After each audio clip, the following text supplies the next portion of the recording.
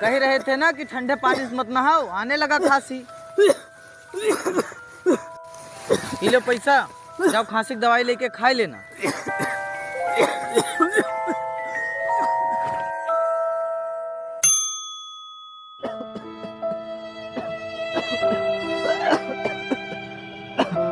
अरे बाबूजी, तुमको भी खांसी आने लगा? हाँ बेटा, बहुत ज्यादा खांसी आने लगा।